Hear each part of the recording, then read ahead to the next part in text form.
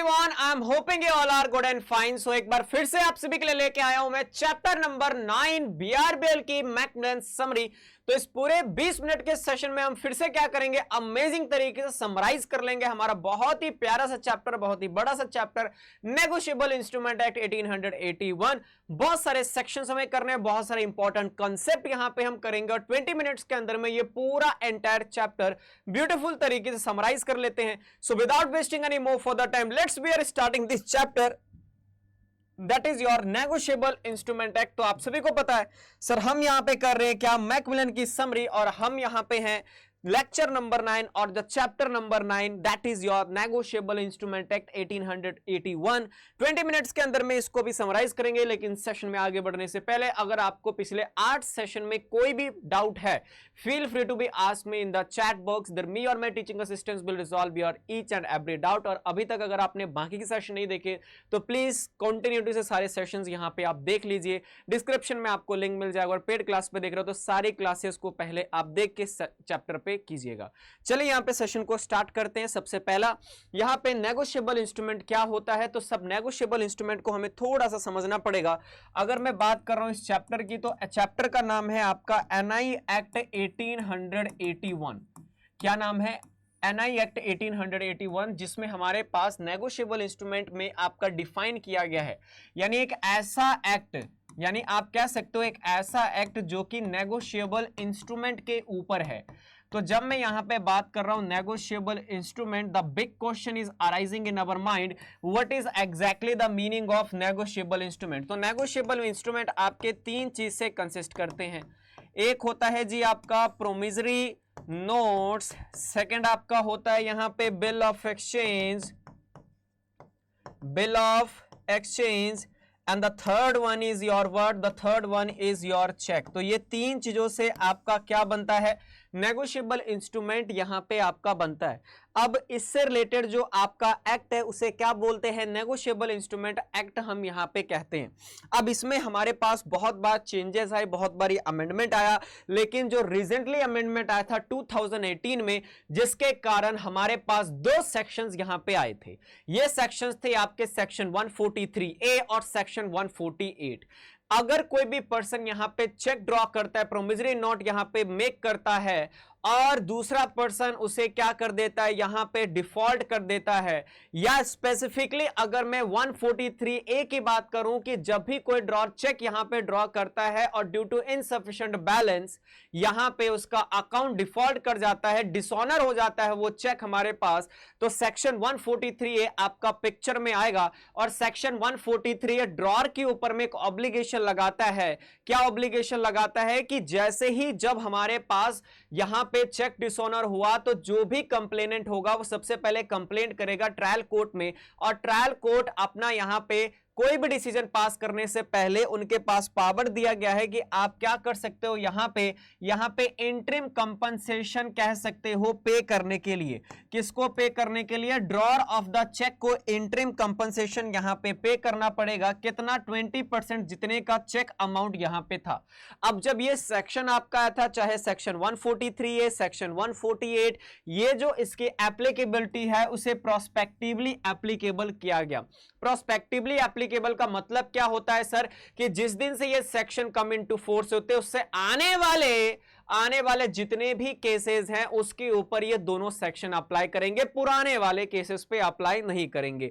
अब ये जो इंटरिम कंपनसेशन है, ये इंटरिम कंपनसेशन कितने दिन में पे करना पड़ेगा, तो यहां पे जो ड्रॉर ऑफ द चेक है उसे 60 दिन के अंदर में इंटरिम कंपनसेशन पे करना पड़ेगा, और अगर एक्सटेंशन मिलती भी है तो 30 दिन की और एक्सटेंशन यहां पे दी जाएगी। ठीक है, लेकिन अगर सर मान लो कि कल को, क्योंकि हमने यहां पे क्या देखा कि जैसे ही यहां पे कोई डिफॉल्ट हुआ और चेक डिसऑनर हुआ, तो यहां पे जो भी पर्सन था, पेई था, उसने जाके क्या कर दिया, कंप्लेंट कर दिया। कंप्लेंट करने के बाद ट्रायल कोर्ट ने इमीडिएटली बोला कि 20% off the cheque amount drawer आप इंटरिम कंपनसेशन दो, उसके बाद ही आपकी कोई बात सुनेंगे। अब नेक्स्ट क्या होगा, नेक्स्ट जब दोनों पार्टी को सुना जाता है और बाद में यह पता लगता है कोर्ट की कि ड्रॉर की कोई गलती ही नहीं है, तो कंप्लेनेंट को बोला जाएगा कि जो ड्रॉर ने पहले आपको 20% जो इंटरिम कंपनसेशन पे किया था, अब वो आप यहां पे रीपे कर दो। तो अगर कोई ड्रॉर एक्विट हो गया तो कोर्ट यहां पे डायरेक्ट करेगी कि आप ड्रॉर को जो भी इंटरिम कंपनसेशन है वापस कर दीजिए। दूसरा हमारे पास आता है पिक्चर में सेक्शन 148। सेक्शन 148 आपका किससे डील करता है? एपलेट डिपॉजिट से आपका डील करता है। ये सेक्शन क्या कहता है कि लेट्स से सपोज कि यहां पे हमारे पास ड्रॉर ने ये बोला कि सर जो भी डिसीजन यहां पे ट्रायल कोर्ट ने पास किया है सेक्शन 138 के कन्विक्शन में वो गलत है, मैं इसके अगेंस्ट में अपील करना चाहता हूं। तो अगर अपील करना चाहते हो आप ड्रॉर जो चेक ड्रॉ किए हो कर सकते हो, लेकिन यहां पे सेक्शन 148 पिक्चर में आ जाएगा। सेक्शन 148 क्या कहेगा? एपलेट कोर्ट बिना कुछ सुने ड्रॉर का बोलेंगे सबसे पहले आप डिपॉजिट करो एपलेट डिपॉजिट 20% जितना भी ट्रायल कोर्ट ने यहां पे आपको अवार्ड पास किया है। तो अगर कोई ड्रॉर यहां पे अपील फाइल करना चाहता है तो क्या वो अपील कर सकता है file? Sir yes of course वो अपील फाइल करना चाहता है तो वो कर सकता है अंडर द कन्विक्शन ऑफ 138, लेकिन यहां पे उसे एक डिपॉजिट करवाना पड़ेगा। कितना? 20% off the compensation awarded by trial court. अब सेम पॉइंट कि सर अगर यहां पे ये एपलेट डिपॉजिट है तो कितने दिन के अंदर में पे करना पड़ेगा? 60 दिन के अंदर में और 30 दिन एक्सटेंशन। लेकिन अगर एपलेट कल को एक्विट हो जाता है, दोषी नहीं पाया जाता, तो सेम प्रोसीजर वही अप्लाई होगा। आरबीआई इंटरेस्ट रेट के साथ जो भी बैंक रेट है वो बैंक रेट के साथ यहां पे कंप्लेनेंट को वापस से वो एपलेट डिपॉजिट और इंटरिम कंपनसेशन देना पड़ेगा। तो जो भी बैंक रेट है इसके अकॉर्डिंगली पे करना पड़ेगा। तो ये आपके दो महत्वपूर्ण सेक्शन जो कि एग्जाम में पूछे जाते हैं। आइए नेक्स्ट यहां पे हम देखते हैं, हमारे पास आता है कुछ few more important concept related to negotiable instrument, जिसमें सबसे पहला कॉन्सेप्ट आता है आपका ड्रॉ, ड्रॉई और आपका पेई और एक्सेप्टर। ये चारों को सबसे पहले समझते हैं। ड्रॉर कौन होता है? जो नेगोशिएबल इंस्ट्रूमेंट को ड्रॉ कर रहा है। तो ड्रॉर हमारे पास क्या है? ड्रॉर आप कह सकते हो maker of bill of exchange, जो बना रहा है और जिस भी पर्सन को डायरेक्ट किया जा रहा है कि आप पे कर दीजिए, उसे क्या बोला जाएगा? उसे बोला जाएगा आपका ड्रॉई। नेक्स्ट हमारे पास आता है सर क्या? नेक्स्ट हमारे पास आता है ड्रॉई in case of need. ड्रॉई in case of need आपका क्या होगा? ड्रॉई इन केस ऑफ नीड एक ऐसा पर्सन होता है कि जब ड्रॉर को यह लगता है कि ड्रॉई इस पर्टिकुलर बिल ऑफ एक्सचेंज या नेगोशिएबल इंस्ट्रूमेंट को एक्सेप्ट नहीं करेगा, तो वो नेगोशिएबल इंस्ट्रूमेंट में किसी और पर्सन का नाम भी डालता है। अगर ड्रॉई ने उसे एक्सेप्ट नहीं किया तो कोई और पर्सन यहां पे उसे एक्सेप्ट कर रहा है जिसका हम यूज कर रहे हैं, उसे कहते हैं ड्रॉई in case of need. ड्रॉई in case of need क्या है? ड्रॉई इन केस ऑफ नीड आप देख पा रहे हो हमारे पास कोई भी पर्सन जिसका नाम यहां पे दिया गया है in addition to what? In addition to the drawee के अलावा किसी और पर्सन का नाम दिया गया और जिसको यूज किया जाएगा इन केस ऑफ नीड। कि अगर ड्रॉई ने एक्सेप्ट नहीं किया तो अदर पर्सन को यूज किया जाएगा। ऐसे पर्सन को क्या बोलते हैं? ड्रॉई इन केस ऑफ नीड कहते हैं। नेक्स्ट हमारे पास आता है एक्सेप्टर। देखिए what is the difference between the ड्रॉई and acceptor? ड्रॉई एक ऐसा पर्सन है जो कि यहां पे क्या करेगा? एक्सेप्ट करेगा नेगोशिएबल इंस्ट्रूमेंट को। जैसे ही एक्सेप्ट कर दिया तो वो ड्रॉई बन जाएगा। लेकिन सिर्फ एक्सेप्टेंस रिक्वायर नहीं होता, आपको एक्सेप्टर भी बनना पड़ेगा। अगर आपने ड्रॉई ने यहां पे बिल ऑफ एक्सचेंज को अपने सिग्नेचर के साथ एक्सेप्ट तो कर लिया और जैसे ही वो वापस से बिल ऑफ एक्सचेंज में तो वापस करने पड़ता है ना, जैसे ही वो रिटर्न किया तो रिटर्न करने पे हमारे पास वो क्या माना जाएगा? एक्सेप्टर माना जाएगा।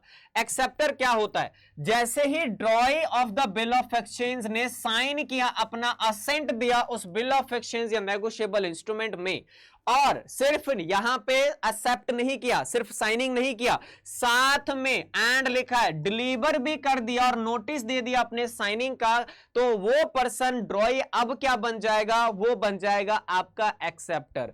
नेक्स्ट आता है acceptor for honour. Acceptor for honour कौन सा पर्सन होता है? एक्सेप्टर फॉर ऑनर वो पर्सन होता है जो कि यहां पे प्रोटेक्शन देता है इन केस ऑफ नीड। समझ लीजिए, लेट्स से सपोज कि हमारे पास क्या हुआ, मिस्टर ए ने यहां पे एक बिल ऑफ एक्सचेंज ड्रॉ के in the name of mister B. Mister B ने एक्सेप्ट किया और वापस से मिस्टर सी को यहां पे रिटर्न कर दिया। मिस्टर ए यहां पे कहां गया? मिस्टर ए यहां पे बैंक के पास गया, उस बिल ऑफ एक्सचेंज को ड्रॉ कर लिया। अब ड्यू डेट पे बैंक किसके पास जाएगी? मिस्टर बी के पास जाएगी। मिस्टर बी कहता है मेरे हाथ खड़े हैं, मेरे पास अब पैसा नहीं है, तो क्या होगा, बैंक यहां पे अपना लीगल एक्शन लेगी मिस्टर बी के खिलाफ, क्योंकि अब यहां पे लीगल जो अमाउंट रिकवरेबल है उस बिल ऑफ एक्सचेंज से कौन रिकवर करेगी, बैंक करेगी। तो इस पर्टिकुलर सिनेरियो में यहां पे लीगल कॉन्सिक्वेंसेस से बचाने के लिए अगर मिस्टर बी का कोई फ्रेंड या मिस्टर एक्स क्या करता है, यहां पे एक्सेप्ट करता है उस बिल ऑफ एक्सचेंज को और ऑनर करता है यानी पेमेंट करता है बैंक को, तो ऐसे पर्सन को क्या बोलते हैं, एक्सेप्टर फॉर ऑनर। मैं आपको पिक्चर एग्जांपल से भी बता देता हूं। यह रहा हमारे पास मिस्टर ए, मिस्टर ए ने यहां पे एक बिल ऑफ एक्सचेंज को ड्रॉ किया in the name of mister B, mister B ने भी इसको एक्सेप्ट किया और वापस में क्या कर दिया, रिटर्न कर दिया। मिस्टर ए जाता है बैंक के पास और बैंक के पास जाके इसे क्या कर लेता है, डिस्काउंट कर लेता है। अब ड्यू डेट पे बैंक किसके पास जाएगी, ऑब्वियसली अब ड्यू डेट पे हमारे पास जो बैंक जाएगी वो बैंक जाएगी मिस्टर बी के पास। जब मिस्टर बी के पास गए तो मिस्टर बी ने यहां पे क्या कर दिया, डिफॉल्ट कर दिया कि मेरे पास पैसे नहीं हैं। लेकिन मिस्टर बी को बचाने के लिए जब मिस्टर एक्स यहां पे क्या करता है, ये बैंक को ऑनर करता है, इस नेगोशिएबल इंस्ट्रूमेंट में ऑनर करता है, तो मिस्टर एक्स की जो पोजीशन होगी वो पोजीशन क्या होगी, एक्सेप्टर फॉर ऑनर की पोजीशन मानी जाएगी। आइए समझते हमारे पास क्या है। लेकिन सर अगर एक्सेप्टर फॉर ऑनर हुआ तो क्या यहां पे मिस्टर एक्स दोबारा मिस्टर बी से रिकवर नहीं करेगा, कर सकता है। इसके लिए यहां पे क्या करना पड़ता है, वो जो यहां पे ऑनर करेगा वो इंस्ट्रूमेंट को सुपरा प्रोटेस्ट करेगा। सुपरा प्रोटेस्ट एक ऐसी कंडीशन होती है कि आपके बिहाफ पे मिस्टर बी, आपके बिहाफ पे आपका फ्रेंड मिस्टर एक्स तो पेमेंट कर रहा है, लेकिन कल को मिस्टर बी आपको मिस्टर एक्स को पे करना पड़ेगा। इसे कहते हैं acceptor for honour. Acceptor for honour क्या है कि जब भी कोई बिल ऑफ एक्सचेंज आपका नोटेड या प्रोटेस्टेड करवाया गया है, for non acceptance of better protested, मतलब कोई भी पर्सन इसे एक्सेप्ट करे कंडीशन पे, वो कंडीशन क्या है, सुपरा प्रोटेस्ट वाली कंडीशन। मिस्टर एक्स बोलेगा मैं पे तो कर दूंगा, लेकिन एक कंडीशन पे कि कल को जब भी पैसा आएगा तो आपको मुझे पेमेंट करना पड़ेगा। Supra protest for the honour of the drawer of any one of the endorsee, such person, तो मिस्टर एक्स क्या हो जाएगा, आपका एक्सेप्टर फॉर ऑनर माना जाएगा। अब नेक्स्ट हमारे पास आता है पेई। तो पेई कौन है, जो भी पर्सन का नाम लिखा हुआ है जिसे पेमेंट करना है वो आपका पेई हो गया। हमारे पास जिस भी पर्सन का नाम, the person named in the instrument to whom और to whom the order of money is directed to be paid, जिसे डायरेक्ट किया गया है कि इसे पेमेंट कीजिए, वो आपका क्या बन जाएगा, पे यहां पे बन जाएगा। नेक्स्ट हमारे पास कॉन्सेप्ट आता है that is a negotiable instrument का बहुत ही प्यारा सा concept, that is a material alteration. What is exactly the meaning of sir material alteration? Material alteration जब नेगोशिएबल इंस्ट्रूमेंट में कुछ भी आप चेंज करते हो जिससे राइट और लायबिलिटी दोनों पार्टीज की यहां पे या किसी एक पार्टी की ऑल्टर हो जाती है बहुत लार्ज अमाउंट पे, सिग्निफिकेंटली, तो उसे क्या कहते हैं, मटेरियल ऑल्टरेशन। और ऐसा कुछ आपने ऑल्टरेशन किया वो नल एंड वॉइड है, उसका कोई भी लीगल इफेक्ट नहीं होगा। एग्जांपल कि मिस्टर ए ने यहां पे चेक ड्रॉ किया in the name of mister B और मिस्टर बी ने यहां पे क्या कर दिया, यहां पे 1 लाख की पेमेंट मिस्टर ए करना चाहता था बट मिस्टर बी ने उसे 10 लाख बना दिया। तो ये जो चेंजेस की गई इससे मिस्टर ए का सिग्निफिकेंटली राइट ऑल्टर हो रहा है, अफेक्ट हो रहा है, इसे कहते हैं मटेरियल ऑल्टरेशन। मटेरियल ऑल्टरेशन क्या है, जब सबसे सब्सटेंशियली ऑल्टरेशन करने पे राइट्स और लायबिलिटीज पार्टी की अफेक्ट हो रही है, उसे क्या बोलेंगे, मटेरियल ऑल्टरेशन यहां पे बोलेंगे। कहने का मतलब कोई भी एक ऐसा चेंज जो कि इंस्ट्रूमेंट में किया जिसके कारण इंस्ट्रूमेंट किसी और लैंग्वेज में या लीगल टर्म में स्पीक कर रहा है, उसे क्या बोलेंगे, मटेरियल ऑल्टरेशन बोलेंगे। और ऐसा कोई मटेरियल ऑल्टरेशन करना ये नल एंड वॉइड, इसका कोई भी लीगल इफेक्ट नहीं माना जाता। लेकिन हां, अगर यहां पे दोनों ही पार्टी का कंसेंट है तो ऐसे टाइप के मटेरियल ऑल्टरेशन वैलिड माने जाते हैं। यानी अगर आपने ऑल्टरेशन किया विद द कंसेंट और अथॉरिटी तो ऐसे यहां पे वैलिड होंगे, लेकिन सिग्नेचर के साथ अप्रूवल लेना पड़ेगा आपको। ये कुछ सिचुएशन जहां पे मटेरियल ऑल्टरेशन होता है। जब ऑल्टरेशन आप किसी डेट में कर रहे हो जिसके कारण पेमेंट डिले हो रही है तो मटेरियल ऑल्टरेशन होगा। आपने यहां पे मिस्टर वाई को मिस्टर एक्स कर दिया तो नेम ऑफ पे ही आपने बदल दी तो वो भी आपका मटेरियल ऑल्टरेशन माना जाएगा। जो एग्जाम्पल मैंने दिया, ऑल्टरेशन आपने पूरे अमाउंट में कर दिया, 1 लाख को 10 लाख बना दिया, तो ये आपका कॉमन फ्रॉडलेंट तरीका है ऑल्टरेशन करने का।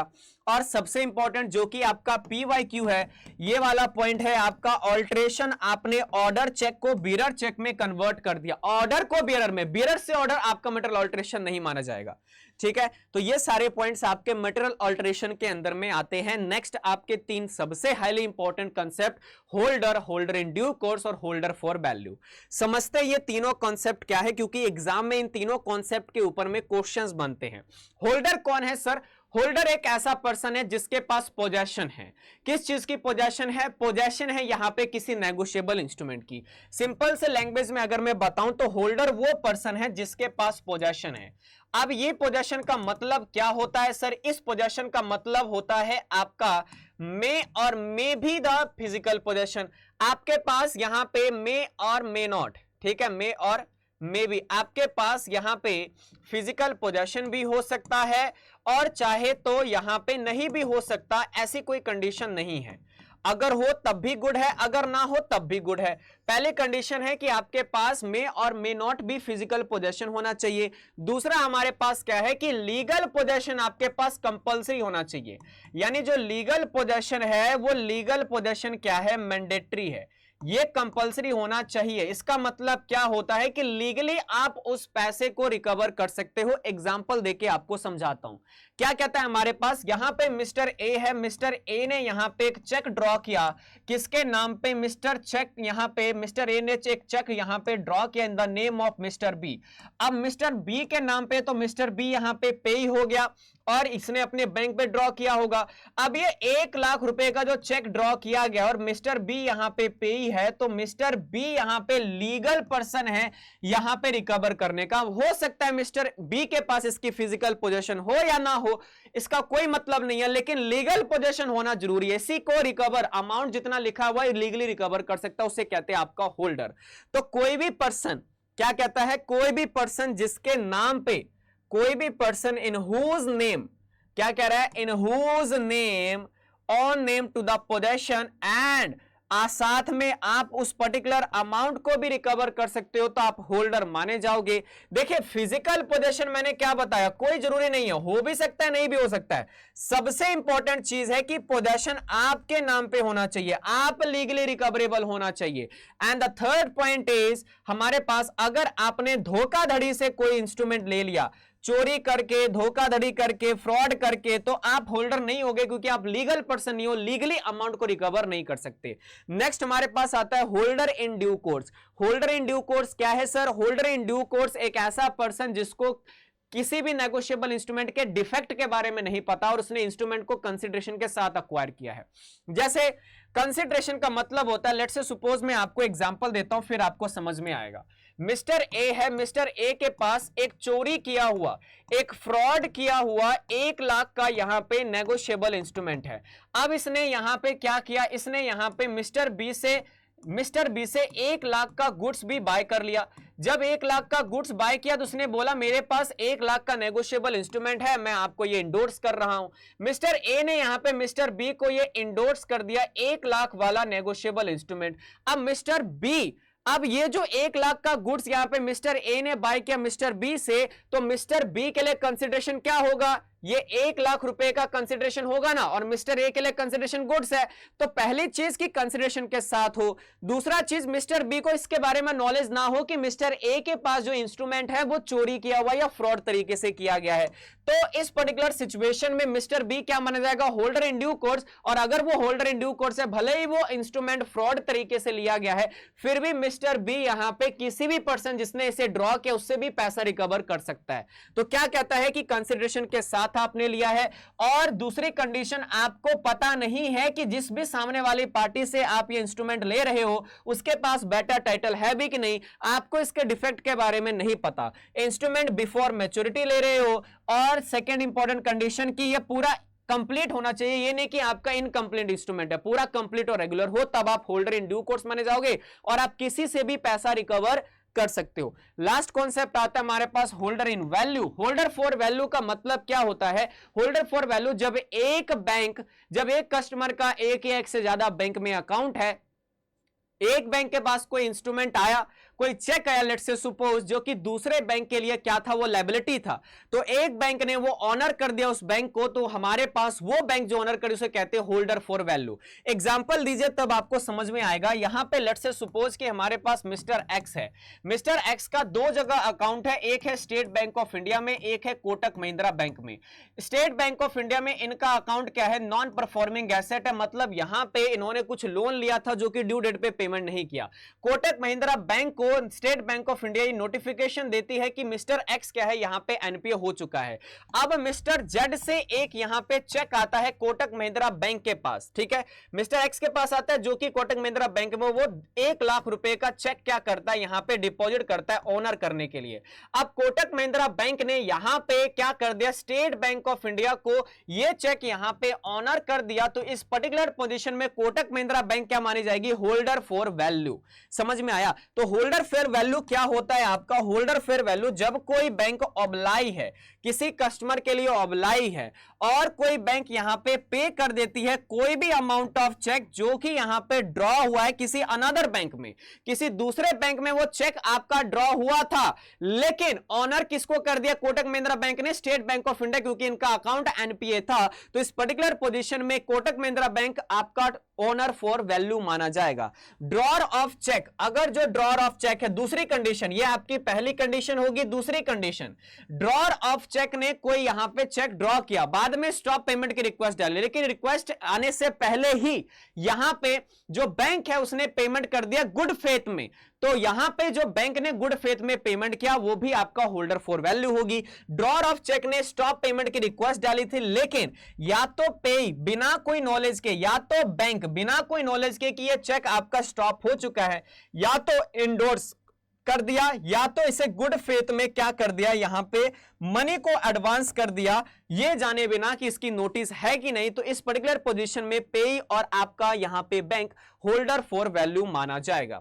ये था जी आज का आपका ये पूरे चैप्टर की समरी। तो हमने फ्लो चार्ट से अमेजिंग तरीके से हमने पूरा का पूरा चैप्टर समराइज कर लिया। आई होप आपने सेशन एंजॉय किया होगा। अगर सच में आपने एंजॉय किया तो आपको थम्स अप बटन पे क्लिक करना और वीडियो को लाइक कर दो, और अगर पेड एप्लीकेशन पे हो तो आप अपना यहां पे थम्स अप बटन जो राइट हैंड साइड पे आपको दिख रहा है उस पे क्लिक कीजिए और अपना वैल्यूएबल फीडबैक दीजिए। आपका फीडबैक मेरे लिए इंपॉर्टेंट है, so don't forget to give your valuable feedback. Thank you very much session में पार्टिसिपेट करने के लिए। वीडियो को लाइक करके अपना फीडबैक दे दीजिए, और यूट्यूब पे देख रहे हो तो लाइक करना ना भूलिएगा। अब यहां पे सेशन कैसा लगा आप कमेंट बॉक्स में जरूर बताइएगा। मिलते हैं अगले चैप्टर में, फेमा एक्ट के अंदर में एक फिर से एक चैप्टर को, बहुत इंपॉर्टेंट चैप्टर को ब्यूटीफुल तरीके से 20 मिनट्स में हम समराइज करेंगे। आई होप सेशन एंजॉय किया। Till then take care, thank you very much guys.